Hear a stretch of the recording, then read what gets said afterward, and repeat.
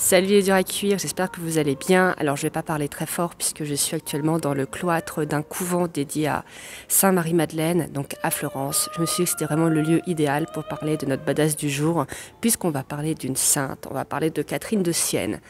Alors, je vous préviens dès le départ, moi je suis athée, je ne suis pas du tout croyante, mais ça n'empêche pas que j'ai quand même du respect pour Catherine de Sienne, parce que vous allez voir, c'était vraiment une grande dame.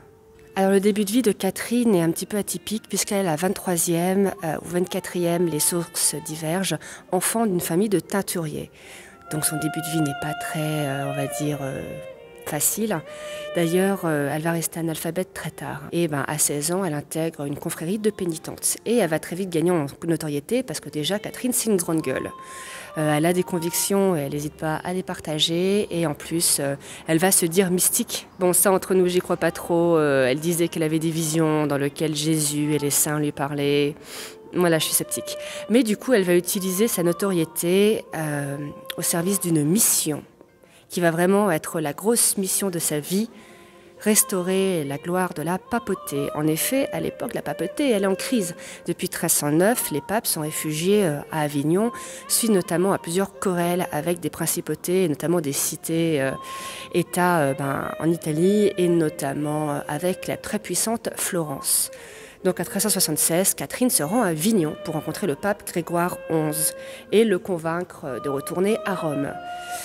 Alors le pape il hésite parce que c'est hasardeux, il craint pour sa vie et ses cardinaux, soyons honnêtes, sont pas très motivés à quitter la douce Avignon où il fait si bon vivre. Mais Catherine, elle va insister, elle va pas lâcher le morceau. Alors faut pas non plus penser que Catherine, elle faisait ce qu'elle voulait dans la politique papale. Faut pas non plus exagérer son rôle, mais disons que ça a vraiment été la goutte d'eau qui a convaincu Grégoire de rentrer à Rome. Et une fois Grégoire rentré à Rome, elle va conserver son influence sur le pape. Par exemple, quand celui-ci va vouloir mettre au pas Florence et interdire tout commerce en Italie avec la ville, elle va s'y opposer en disant que non, il faut être conciliant, il faut essayer vraiment de trouver des compromis pour gouverner au mieux. Donc elle va être utilisée comme émissaire, comme diplomate entre le Saint-Siège et la ville de Florence. Et elle va notamment parvenir à faire lever cette interdiction de commerce et à pacifier un petit peu les relations. Alors il vient de se passer une chose vraiment très gentille, c'est qu'en fait le couvent allait fermer, sauf que le gardien ou un prêtre, je sais pas trop, m'a dit que je pouvais terminer ma vidéo, que j'avais pas à me presser, qu'il fallait juste que je n'oublie pas de claquer l'énorme porte médiévale qui ferme le couvent en partant. Donc vraiment adorable. Bref, donc le pape Grégoire XI va mourir et Catherine va essayer justement de garder cette relation privilégiée avec son successeur, le pape Urbain VI. Parce qu'elle sent que la crise politique n'est pas loin. Elle va essayer de motiver Urbain à vraiment avoir une politique conciliatrice avec les États et notamment avec Florence. Sauf que Urbain va pas vraiment l'écouter. Elle va lui dire attention, il va y avoir un schisme. Le schisme, le risque est bien là.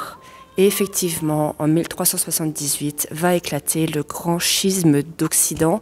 En fait, ce schisme, il va voir s'opposer deux versions irréconciliables de l'Église. Il va y avoir la vision romaine, donc celle d'Urbain VI, qui va promouvoir une Église très puissante, très rigoriste.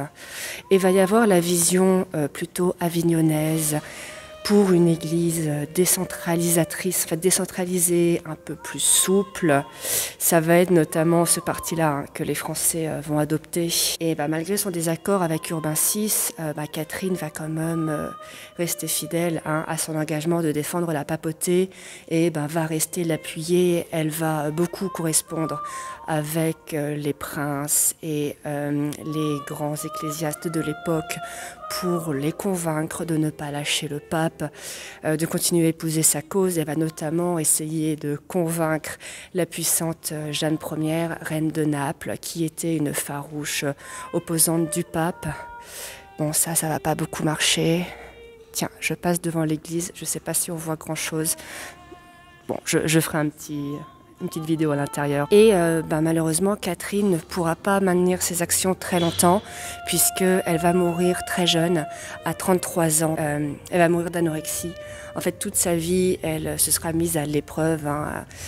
C'est une pénitente de base et donc elle va vraiment mourir d'épuisement.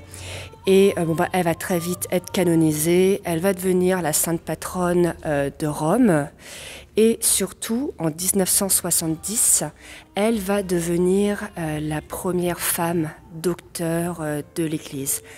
Donc voilà, Catherine, c'était une grande dame, on est obligé de le souligner, même quand on n'est pas forcément catholique. Une très très grande figure du Moyen-Âge. Un peu du même acabit que Christine de Pisan ou de Brigitte de Suède.